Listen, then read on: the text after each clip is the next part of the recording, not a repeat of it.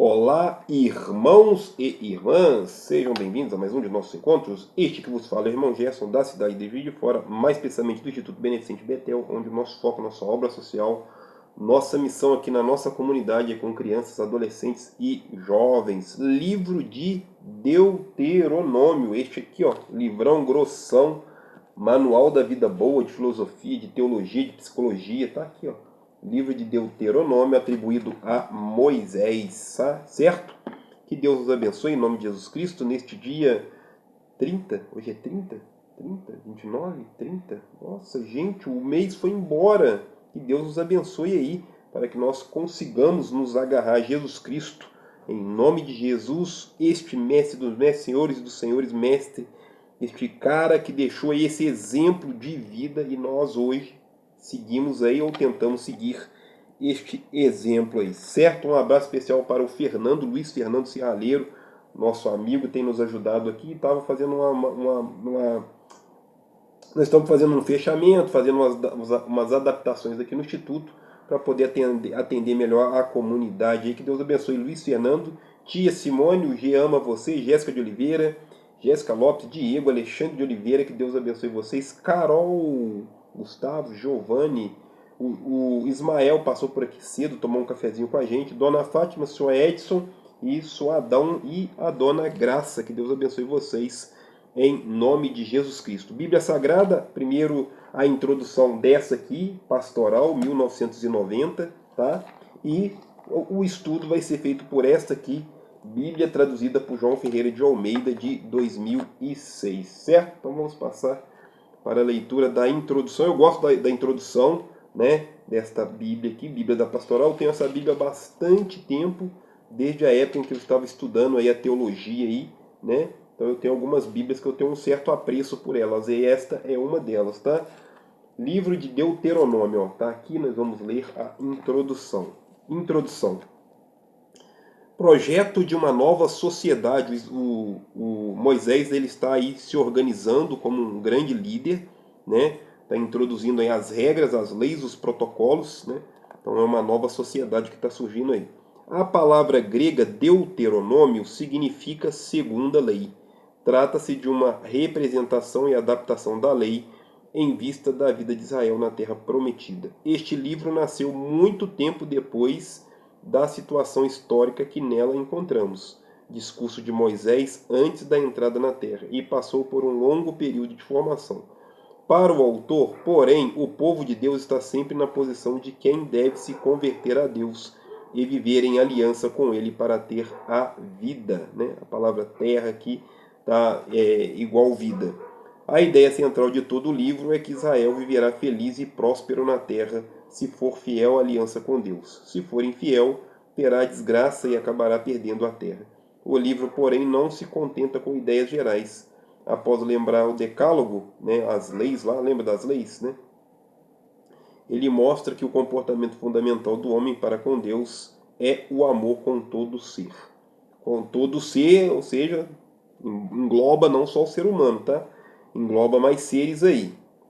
A seguir apresenta uma longa catequese explicando o que significa viver esse amor em todas as circunstâncias da vida pessoal, social, política e religiosa. Esta catequese é apresentada sobretudo através das leis do Deuteronômio, onde se procura ensinar ao homem como viver em sua relação com Deus, com as autoridades e com outro homem e até mesmo com os seres da natureza. Mais do que nós determos nesta ou naquela parte do livro, encafifados talvez com uma ou com outra lei, o importante é perceber que o conjunto procura transmitir um projeto de sociedade nova, baseado na fraternidade entre os homens e na partilha de tudo o que Deus concedeu a todos. Notar, sobretudo, que Deus é chamado Pai e os membros do povo são chamados entre si irmãos. A vocação do povo de Deus é a fraternidade e a partilha. Isso não tem muito hoje, né? Mas nesse tempo parece que as ideias já estavam sendo desenvolvidas aí para uma sociedade mais fraterna, né? A gente perde um pouco essa nossa capacidade de ser mais fraterno, né? A caridade, o amor ao próximo aí, a gente vai deixando meio de terceiro, quarto, talvez último plano da nossa vida. O livro do Deuteronômio é, sobretudo, um modelo de ação pastoral e social. Sua parte central nasceu em meados do século VIII a.C., numa época de grande desenvolvimento econômico que acabou por acelerar a injustiça e a desigualdade social. Uma minoria privilegiada detinha a riqueza e o poder, enquanto a maioria do povo ficava reduzida à miséria. Engraçado, parece que não mudou muita coisa, né? Parece que não mudou quase nada. Diante disso, os levitas itinerantes, não ligados diretamente a um santuário, desenvolveram uma catequese que mostra o caminho para a superação dos conflitos. Essa catequese, diante da situação concreta, se cristalizou nas leis do Deuteronômio. Tais leis não devem ser entendidas no nosso sentido moderno de lei, mas muito mais como orientação, ensino, educação para produzir relações justas e fraternas dentro da sociedade. A intenção básica dos levitas era provocar coerência entre a aliança que se celebra e a vida que se vive. O esforço deles é um modelo para que também nós saibamos tirar as consequências econômicas, políticas e sociais da fé que professamos, a fim de que o fermento evangélico gere de fato uma sociedade nova. É isso, tá? É uma tentativa aqui de padronizar, de organizar, de criar regras e estatutos para uma nova sociedade, uma nova sociedade, né? Um novo conjunto social aí, tá? Livro de Deuteronômio, que é atribuído a Moisés, tá? Irmão Gerson, acho que Moisés não existiu, a gente tem esse problema aí, né? O Moisés só existe na Bíblia Sagrada, não se tem Moisés na história de nenhum historiador, então a gente tem essas questões para refletir. Eu falei muito sobre isso no livro de Números. No livro de Números eu devo ter falado, no livro de Levítico eu devo ter falado, no livro de Êxodo eu devo ter falado sobre isso, tá? Então você vai ter que assistir os vídeos aí da playlist aí sobre estes livros aí, tá? Livro de Deuteronômio, capítulo 1. Que Deus abençoe o Fernando da padaria, nosso parceiro, nosso amigo, nosso irmão, a Rita, o Afonso, a Lu e o Leandro. Em nome de Jesus Cristo. Capítulo 1, versículo 1. São estas as palavras que Moisés... Agora eu estou utilizando esta aqui, tá? Uma Bíblia traduzida por João Ferreira de Almeida, de 2006. Deuteronômio, capítulo 1, versículo 1, tá? Então vão ser estabelecidos aqui as regras das guerras que vão acontecer em nome de Deus, tá? São estas as palavras que Moisés falou a todo Israel além do Jordão, no deserto de Arabá, diante do mar de Sufi, entre Parã, Tofel, Labã, Azerote e Dizaabe. São necessários 11 dias de jornada do Horebe a Cades Barneia, pelo caminho da montanha de Seir. No 40º ano do 11º mês, falou Moisés aos filhos de Israel, conforme tudo que o Senhor lhe ordenara a respeito deles, depois que feriu a Seom, rei dos amorreus, que habitava em Esbom, e a Og, rei de Bassã, que habitava em Astarote e Edrei. Além do Jordão, na terra de Moabe, começou Moisés a expor-lhes esta lei, dizendo: O Senhor nosso Deus nos disse em Horebe: Já permaneceste bastante tempo nesta montanha. Voltai-vos, parti e ide à região montanhosa dos amorreus. Ide a todos os povos vizinhos no Arabá, na planície das montanhas, no Noguebe e ao longo da costa do mar, para a terra dos cananeus e para o Líbano, até o grande rio Eufrates. Eis a terra que eu vos dei, entrei e possuí a terra que o Senhor jurou aos vossos pais, Abraão, Isaque e Jacó, que a daria a eles e a sua semente depois deles. Então aqui o narrador, o escritor, né, a pessoa que escreve aqui o livro, né, que a gente atribui a Moisés, ele está colocando em Deus o respaldo para a guerra, o respaldo para a invasão, a terra prometida, né? Mas se tem moradores, se tem gente lá, isso vai dar um problema. Então é um conflito que praticamente dura até hoje, tá? Mais de 2000 anos. Não, minto. Provavelmente essas narrativas do Deuteronômio devem ter uns 1500 anos antes de Cristo, mais 2025, pensa, 3500 anos atrás, provavelmente, talvez. E até hoje o pessoal não se entende, né? Até hoje.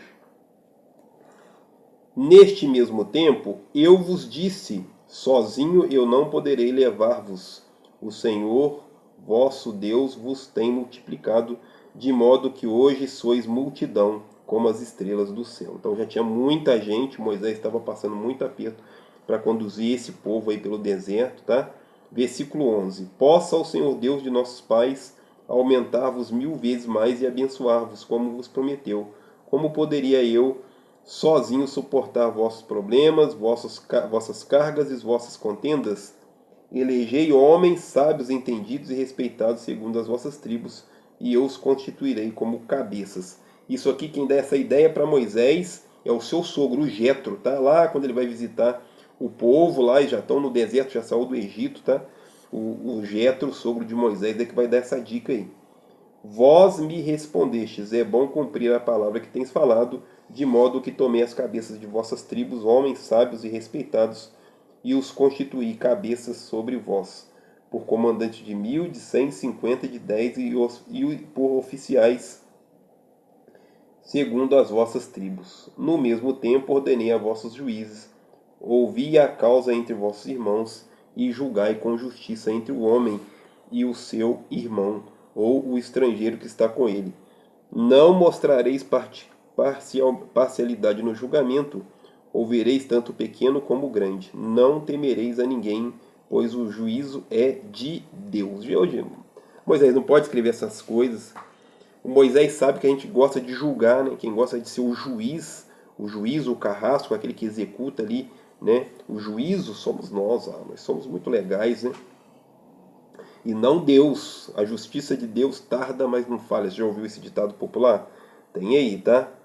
Mas se a causa for muito difícil para vós, fala-eis vir a mim, e eu a ouvirei. Assim, naquele tempo, vos ordenei todas as coisas que haveis de fazer. Já são as ordenanças, já são os estatutos, já são as regras. Com certeza, a pessoa responsável para compilar essas ideias, colocar no papiro, no papel, ao qual chegou até nós até hoje, já estava lá, já digitando, já redigindo aí estas falas para que não se perdesse, tá? Antigamente não tinha escola como se tem hoje. Então existia um mestre, quem queria aprender alguma coisa tinha que seguir o mestre, quem não sabia ler e escrever tinha que prestar muita atenção auditiva para poder gravar e assimilar, ficar gravado lá no cérebro, na mente, para poder relembrar, depois rememorar aí, né, a capacidade da nossa mente, né, a menimosine, a lembrança, para que a gente consiga lembrar aí.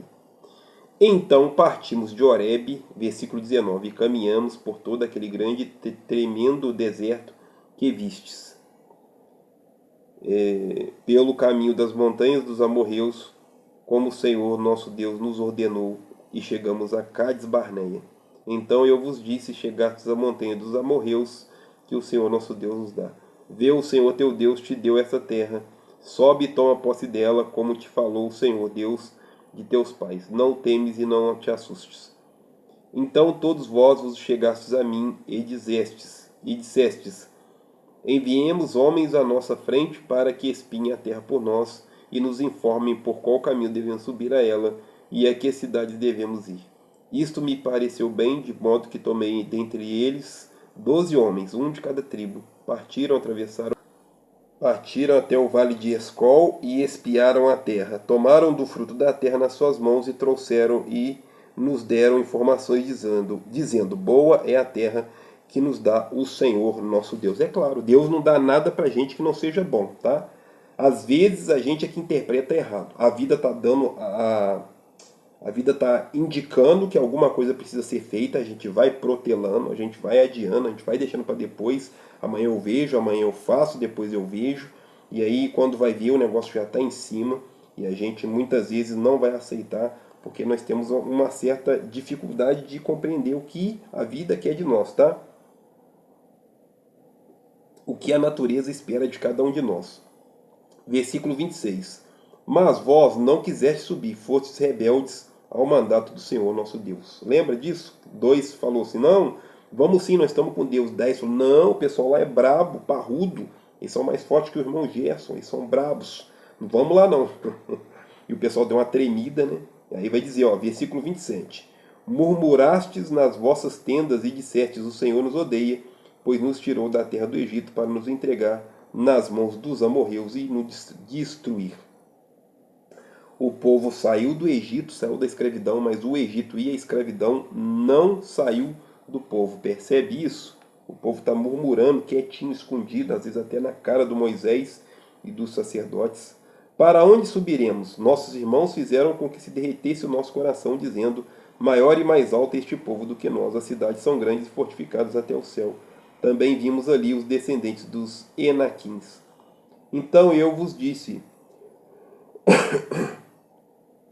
não vos espanteis nem os temais. O Senhor vosso Deus, que vai adiante de vós, combaterá por vós, conforme tudo o que fez convosco. Ou seja, se nós estamos com Deus, você e mais um, você já é maioria, tá? Você e Deus, minto, eu falei você e mais um. Você e Deus, você já é maioria, não tem como competir, tá? Se você estiver com Deus. Pode juntar o planeta Terra, Marte, a Lua e qualquer outra coisa que você quiser, que se você estiver com Deus, você e Deus, você já é maioria. Também no deserto vistes que o homem, que o Senhor, nosso Deus, vos levou, como um homem leva seu filho por todo o caminho que andaste até chegar a este lugar. Mas nem ainda assim creste no Senhor, vosso Deus, que foi adiante de vós em vossa jornada, e de noite no fogo e de dia na nuvem, para vos achar lugar onde vos deveria acampar e para vos mostrar o caminho que por onde havias de andar. Quando o Senhor ouviu as vossas palavras, indignou-se e jurou, dizendo: nenhum dos homens desta maligna geração verá esta boa terra que jurei dar aos vossos pais. É interessante aqui, porque a pessoa que está escrevendo este fato, né, ele vai colocar sentimentos em Deus, tá?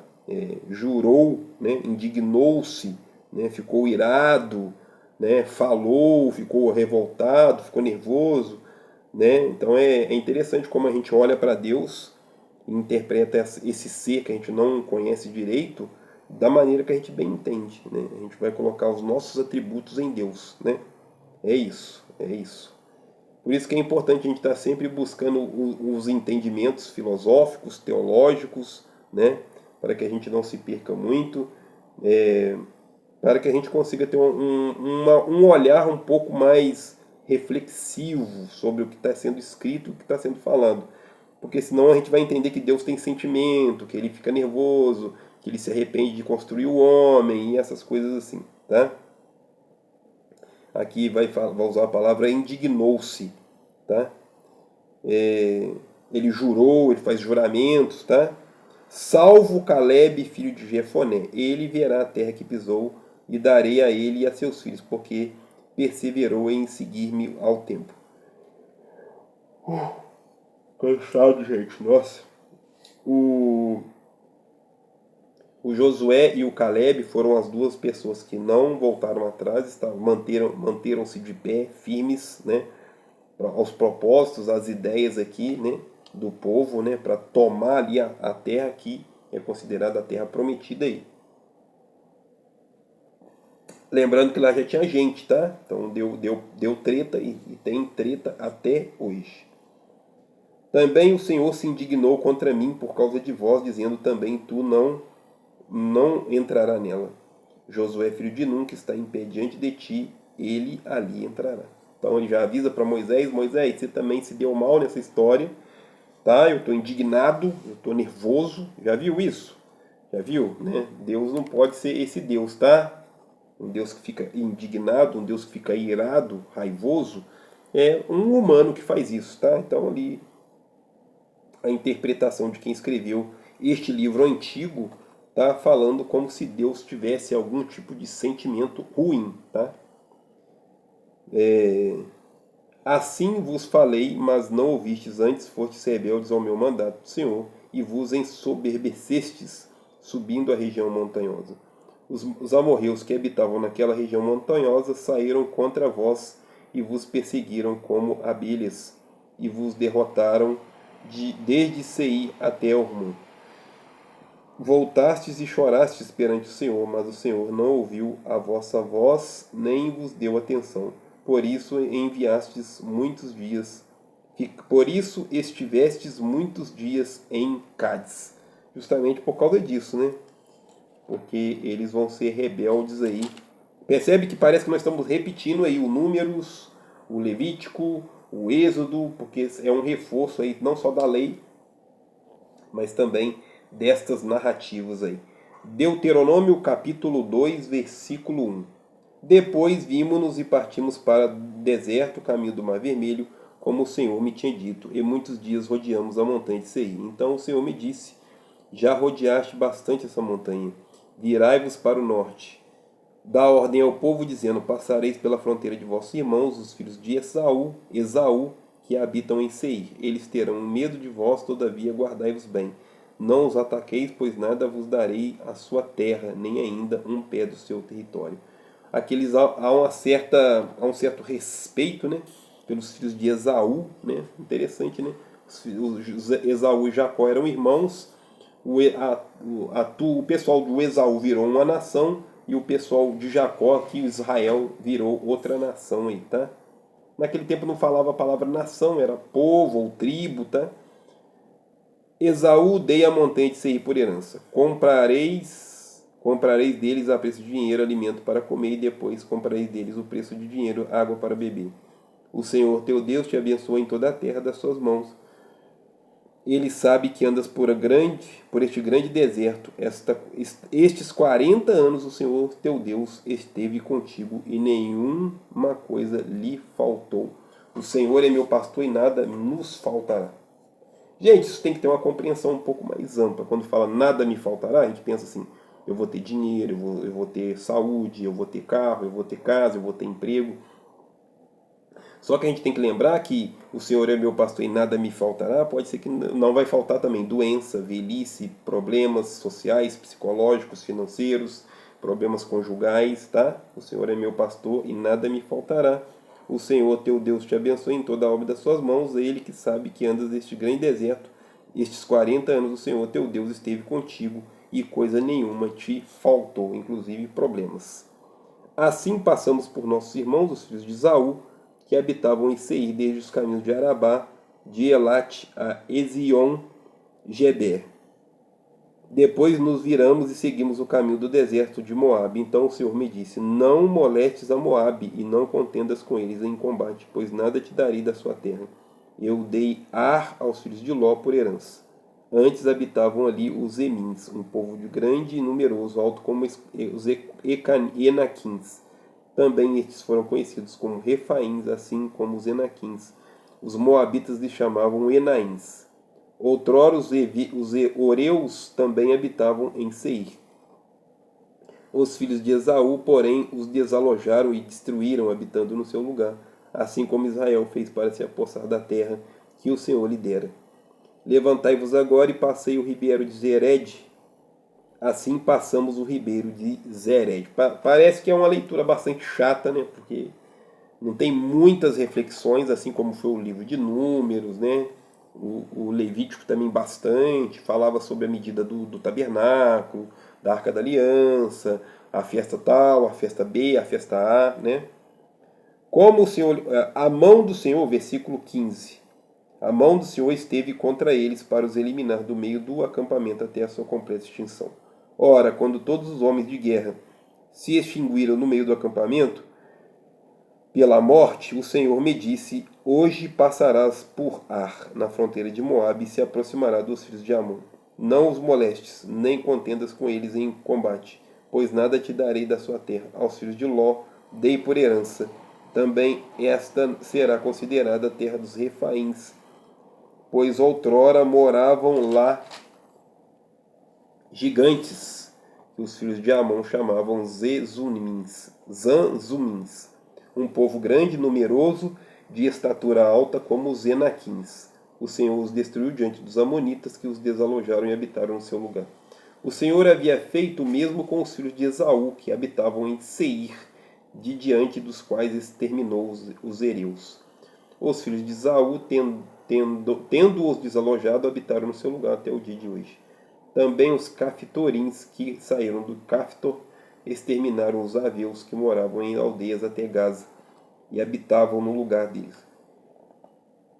Percebe aqui que já existe o nome Gaza, faixa de Gaza, Gaza, tá vendo? Esses nomes são antigos, gente, essas coisas são muito antigas, deu muito problema, tá? Muito problema e continua dando.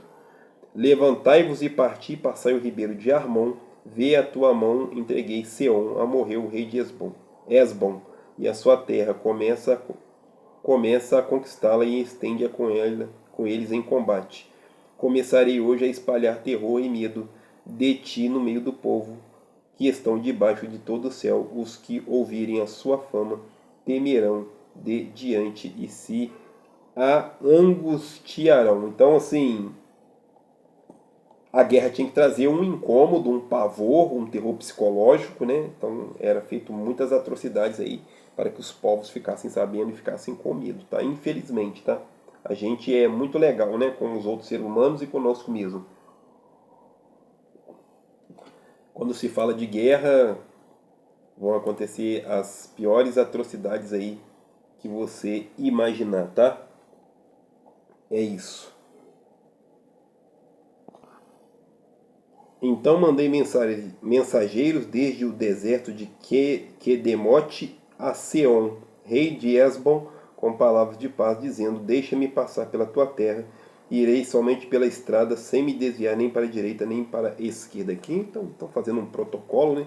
Estão pedindo permissão para atravessar aí um território que não é deles, sabendo que eles vão invadir um território que já tem gente, então são problemas muito sérios e eu ficaria preocupado. Tá passando um monte de gente no meu quintal, na porta da minha sala, com certeza isso traz uma certa preocupação, né? A comida que eu coma me venderás por dinheiro e me darás por dinheiro a água que bebe, deixa-me apenas atravessar a pé, como fizeram comigo os filhos de Esaú que habitavam em Seir e os moabitas que habitavam em Ar, antes que eu atravessasse o Jordão em direção à terra que o Senhor nosso Deus nos dará. Mas Seom, rei de Esbom, não nos quis deixar passar por a terra, pois o Senhor, teu Deus, endureceu o coração e o seu espírito, e fizeram obstinado o seu coração, a fim de entregá-lo nas tuas mãos, como hoje se vê. Então esse cara aqui não falou, não, ninguém vai passar na porta da minha sala, eu não gosto, vai me incomodar, eu assisti meu jogo, ninguém vai passar por aqui. Então teve uma treta feia aí, né? E eles acabaram sendo eliminados numa guerra aí. O Senhor me disse, vê, comecei a dar-te a Seom e a sua terra diante de ti. Agora começa a conquistá-la para que herdes a tua terra. Seom saiu ao encontro, ele e todo o seu povo, ao combate em Jaza. O Senhor nosso Deus nos entregou e nós os derrotamos a ele, a seus filhos e a todo o seu povo. Naquele tempo tomamos todas as suas cidades e condenamos ao extermínio. Eu vou ter que repetir isso aqui, porque isso aqui é brabo e pesado. Naquele tempo tomamos todas as cidades e condenamos ao extermínio todos os habitantes, homens, mulheres e crianças, sem deixar um sobrevivente. Irmão Gerson, brabo isso aí, hein? Poxa, a primeira vez que eu li isso aqui na Bíblia me assustou, tá? Lembrando que nós estamos falando de um período em que as guerras eram comuns, era faca no bucho o tempo todo, e que quando eles invadiam um território, tinha que mostrar para os outros povos que eles tinham a capacidade de fazer isso, tá? Aqui está dizendo, tá?